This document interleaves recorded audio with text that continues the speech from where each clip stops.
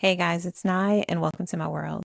So, in this Path to Healing conversation, I wanted to discuss something that's just been coming up lately. But first of all, Happy New Year. I hope your new year has been proven to be intention driven, focused, and you really have set out what you're looking to accomplish this year, but not without reflecting on what you've already accomplished. Remember, you're where you're supposed to be. You're doing what you're supposed to do as long as you are intentional about every decision you're making. Now, let's get to the meat. So, this channel has always been about just intentionally putting my story out there or allowing access to my story to help those heal. But I realized over and over is that I allow so much to prevent me from actually sharing my story. And I see lately there's just been something that's really just been on my conscience. And I'm like, you know what? Let's discuss it. Let's talk about it. Let's see what happens if I put it out there. You'll hear often where someone will say, after an abuse survivor or victim shares their story, the first thing someone will say is, why didn't you leave? And I find that to be so re-triggering. And I don't know and I don't think that the people that's saying that really understand what they're doing. I liken it to say that if a child is in an abusive home, they have abusive parents, and they're being treated poorly, one would not ask, hey, why didn't you leave? Because they would understand the circumstances, they would understand the limitations, they would understand the financial burden, they will understand the mental manipulation, the immaturity, they will understand the different circumstances that would lead a child to have to remain in a abusive home, right? They will understand that this child has a lack of resources, or perhaps this child has a lack of community to where they're not able to share their story and they're not able to get the help that they need. So, with that being said, what I want to ask is the children that grew up in abusive households, the children that grew up without the appropriate community or the appropriate parental figures to let them know that they are loved, to let them know that they are enough, to let them know that they are worthy, and to let them know how they should be treated properly. Because what these children are learning is that I can be abused, I can be talked down to, I'm not worth much, I'm not important, I'm not seen, I am not valuable, right? What do you think happens to these children who do not receive intervention, who are not removed from the household, who are tormented, who are psychologically and mentally and emotionally, sometimes physically and sometimes sexually abused? What do you think happens to these children? Do you believe that time stops for them? Do you believe that there is a magical elephant that comes flying down on inflated balloons on a cloud of cotton candy that brings rescue to these children? 9 times out of 10, no. Some of us, we do come across people who will give us a different perspective of life, but for the most part, the embedded nature of our abuse and our manipulation in childhood continues into adulthood. And what happens is that those vulnerabilities, those areas where we are seeking validation, where we are seeking to be seen, where we are basically seeking to be loved, those areas are then manipulated and used against us by abusers and by manipulators, and even, let's use the catchphrase, by narcissists. Narcissists seek out people who have those vulnerabilities. They exploit it. They will make you believe that you are in need of what they can provide for you, whether it is safety, whether it is financial provision, whether it is emotional love. They use the vulnerabilities and the pockets and the holes that your upbringing left there for you. And they pretend in the beginning to fill these. Because what happens to these children is that emotionally they are stuck at that state. that they were neglected. Even though their bodies are getting older and their responsibilities are transitioning into adulthood, their minds and their hearts and their desire to feel loved is left back where it wasn't met. So as adults, they are still operating as children seeking love and validation. So then we have manipulative adults who look for the inner child in these people and exploit it. A lot of times they will say, "Why don't you leave?" The same reason why a child may not be able to leave an abusive household is technically the same reason why an adult in that situation can't leave as well. These abusers, they will exploit you financially. They will trap you with children. They will mentally put you down to where you are suffering from depression, anxiety, and any other type of personality or mental disorder. You will be abused to the point where your health will take a toll, and you will be isolated to where you don't have a community, to where you can't seek help. Because when we do seek help, we are told that person's not like that. I know that person. I've never seen that side. The victim is left with we have the burden of proving that we are abused, more so than the abuser has to prove that they are not abusers. And it's the silliest concept to me because if you think about it, if a car salesman comes up to you and tells you everything that's wrong with the vehicle that he's trying to sell you, are you going to buy it? If he wears on his sleeves the amount of people that he has conned before you, are you going to trust him? These abusers put on masks and they put on cloaks before they go into the realm of those that they are not trying to abuse, because that's how they systematically broke down their victims to begin with. They meet you, they woo you, they gaslight you, they love bomb you. They make you feel that you are exactly where you're supposed to be and that they are exactly what you need. They promise to fill the holes that your childhood left behind. They promise to be different than everyone else that has abused you, because systematically, if you were abused in childhood, unfortunately, we have a lifelong of abuse that we're going to have to heal from and get over until we get to that point of breaking down to where there's no more. You're okay with being accepted and being isolated, because when we leave abusive situations, whether it is the family figure, whether it is a clergy situation, whether it is a relationship with a person who is a neighborhood hero or someone that's just very charismatic or a public figure, you are going to be isolated. You are going to be estranged, and you are going to be set aside to where you are going to question if your story was true. So why would we leave? If I know that leaving means that I am going to have to retell my story and tell it to a way that it convinces people, re-triggering myself, re-traumatizing myself, re-abusing myself every single time the words and the stories come out of my mouth, that is something that no one who has not been abused understands. We run the risk of telling our story and then not being believed, or it being belittled. It's not important enough. We weren't abused enough to whoever we're telling their standard. Our abuse and our comfort is based on what someone else thinks. It's not based on what we lived or how it affected us. It's based on the validity in someone else's mind. And unfortunately, what happens is that our abusers, they will lay the playing field because they know that we are in protective mode and we are very loyal. So we're going to protect reputations, and we are not going to tell our full story because A, we don't want to feel stupid. B, we know we're not going to be believed.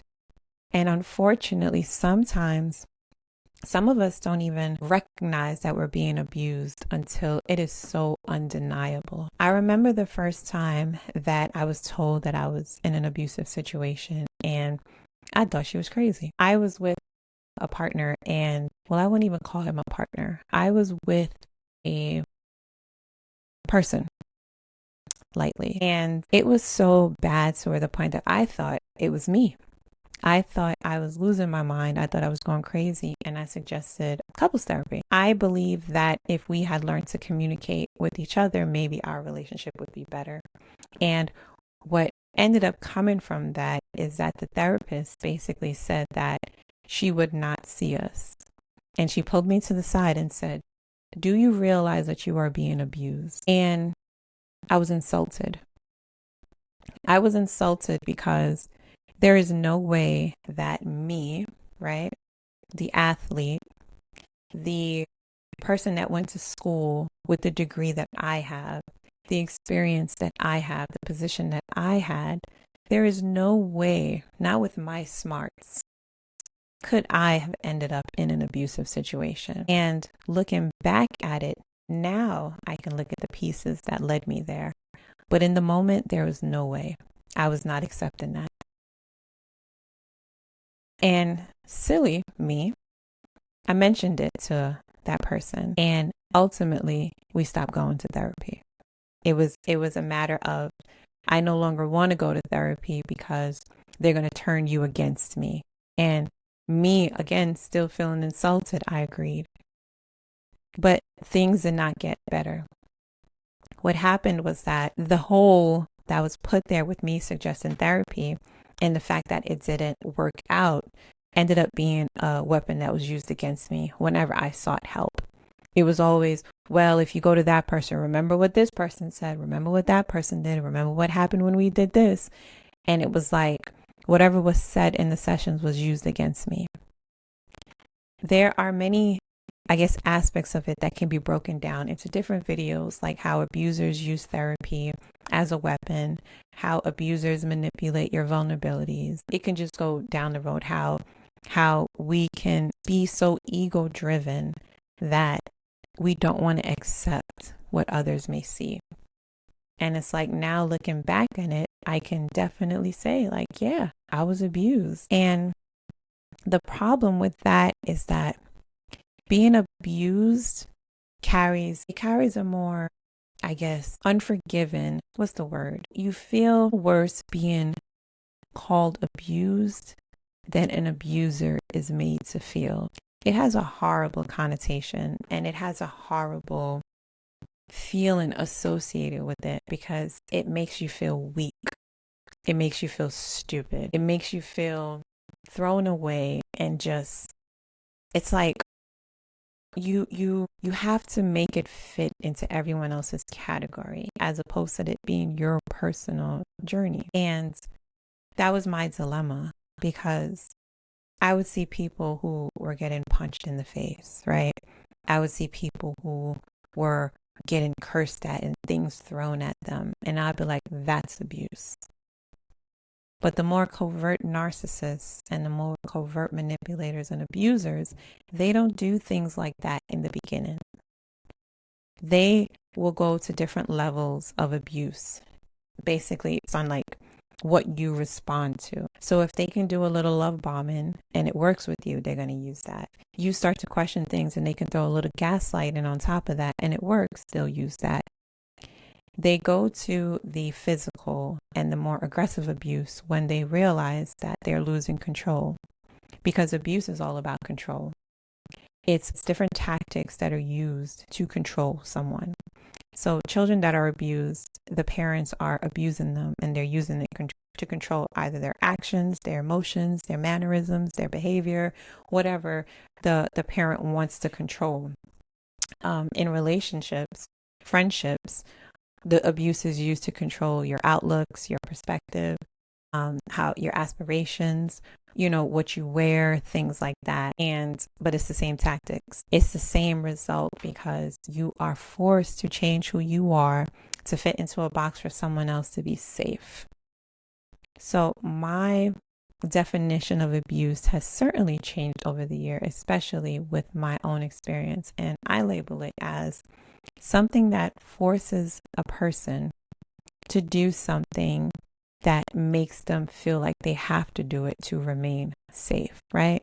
So if I'm with someone and I know that if I wear a skirt that maybe comes above my knees, if I know that that is going to end up in an argument, or that may potentially have me cut off financially, or if that may potentially get me into a physical altercation, me choosing to not wear that dress is indicative of me being abused, because I should be able to pick whatever I want to wear and not suffer any consequences because of someone else's opinion, right? So I say that to say that people are always wondering why abusers are able to hold on to their victims or their survivors. And it's because we are merely just our inner child manifested into adulthood. We are seeking the love, the nurturing, the understanding, the compassion that we did not receive in childhood. We are seeking the validation and we just want to feel that we matter. And in the beginning, the abusers are going to give you everything you want because there would be no way that you would stay otherwise. So I want to break the societal norm of the survivors and the victims being given more weight of proving their abuse than the abusers are proving that they aren't abusers. In my case, my abuser is known, it's documented, but with the family dynamic, it's easier for them to paint me as a bad guy. It's easier for them to turn a blind eye to his abuse because they would have to acknowledge it. And they would have to admit that there is a stain on their bloodline. Even though I am not the first, even though I am not the last, even though I was not the only one, they would have to go down the list and say, you know what? This person did this to this person. This person did this to that person. And their track record shows who they are. And the fact that no one wants to call it out, no one wanted to correct it, or even just acknowledge that it was there, it's easier for them to blame everybody else as opposed to taking responsibility to the environment that cultivated this individual. But that's a story for another day. And we'll definitely get into it because, like I said, as a survivor and as many victims, we are plagued with the silence because we know what happens when we speak up. We know the post-abuse that happens when we speak up. But at the same time, it's the silence that we had while we were suffering that allowed the abuse to continue. So realistically, it's a lose-lose or win-win, depending on what you look, which way you look at it. For me, at this point, I've been on both sides. I've been silent. I protected reputations. I protected egos. And at the end of the day, those who I protected still did me wrong and dirty and have probably done some of the most traumatic events to date. But it is my strength that I have found in my voice and in my story and in my testimony. And the fact that I believe me speaking up and me telling my story will help others to really know what happens and to hopefully save others from going into this. Because you don't really know the early signs because no one talks about it. We see the end results. We see when the police are called. We see when people, unfortunately may pass. We see what happens when it gets too far, but we never discuss the opening stages and what could lead a person to that state.